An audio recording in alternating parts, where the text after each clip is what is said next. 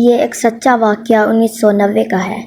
بند road Lahore بکر منڈی اور Shizan factory کے درمیان ہی ایک 10 مرلہ کا گھر تھا۔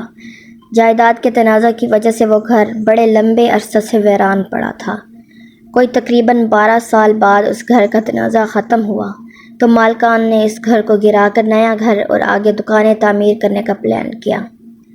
اس مقصد کے لیے ایک بلڈر سے ٹھیکہ ہو گیا۔ وہ بلڈر اپنی ٹیم لے کر آ گیا۔ مزدوروں نے چھت کو توڑنا شروع کیا۔ ابھی تھوڑی سی چھت ٹوٹی تھی کہ زلزلہ آنے لگ گیا۔ مزدور بلڈنگ سے نیچے اتر آئے۔ بلڈر نے پوچھا تو مزدور بولے کہ زلزلہ آیا ہے تو ہم نیچے آ گئے۔ بلڈر بولا کہ زلزلہ تو نہیں آیا، اوپر جاؤ کام شروع کرو۔ مزدور دوبارہ اوپر گئے اور دوبارہ کام شروع کیا تو پھر زلزلہ کی کیفیت ہو گئی۔ جب یہ 3 مرتبہ ہوا تو بلڈر نے کہا کوئی مسئلہ ہے۔ بلڈر خود اوپر گیا اور اپنی نگرانی میں کام کروانے لگا۔ چند منٹ گزرے تھے کہ اس کے پیٹ میں بہت تیز درد اٹھا۔ وہ جلدی سے نیچے آیا۔ تیزی کی وجہ سے اس کا پاؤں پھسلا اور وہ نیچے گر گیا۔ سب کو بلڈر کی پڑ گئی۔ بلڈر کو ہسپتال لایا گیا۔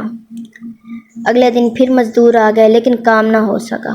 وہی زلزلہ کی کیفیت ہو جاتی۔ بلڈر نے سوچا کہ شاید بلڈنگ میں کوئی مسئلہ ہے۔ اس نے ہیوی مشینری منگوائی مگر جب بھی وہ بلڈنگ کے پاس جاتی انجن بند ہو جاتا۔ اب سب کے ذہن میں خیال آیا کہ ہو نہ ہو اس بلڈنگ میں کوئی مسئلہ ہے۔ خیر مالکان نے حساب لگوایا تو سب نے کہا کہ جنات کا بسیرا ہے۔ یہ بات جنگل میں آگ کی طرح پھیل گئی۔ ہر عامل نے اپنی سروس پیش کی۔ مالک نے کہا جو یہ مسئلہ حل کر دے گا اس کو 50,000 انعام ملے گا۔ اس دور میں یہ بہت بڑی رقم تھی۔ انعام کے لالچ میں کئی عاملین آئے مگر اپنا ہی نقصان کیا۔ ایک عامل صاحب رات کو بلڈنگ میں گئے۔ جب بھی کوئی عامل بلڈنگ کے اندر جاتا تو لوگ سامنے والی بلڈنگوں کی چھت پر تماشا دیکھنے لگ جاتے۔ تو اچانک جنات نے اس عامل کو بالوں سے پکڑ کر باہر پھینکا۔ آپ یقین نہیں مانیں گے کہ اس عامل کے بال سفید ہو گئے تھے اور بالکل سیدھے کھڑے ہو گئے۔ اس عامل کو تقریباً آدھے گھنٹے بعد ہوش آیا تو اس نے بتایا کہ ایک جن نہیں بلکہ کئی جنات اندر بسیرا کر رہے ہیں اور وہ بہت طاقت والے ہیں۔ خیر وہاں بڑے بڑے عاملین آئے مگر بے سود۔ آخر کار دیوبند کے ایک بہت بڑے عالم آئے۔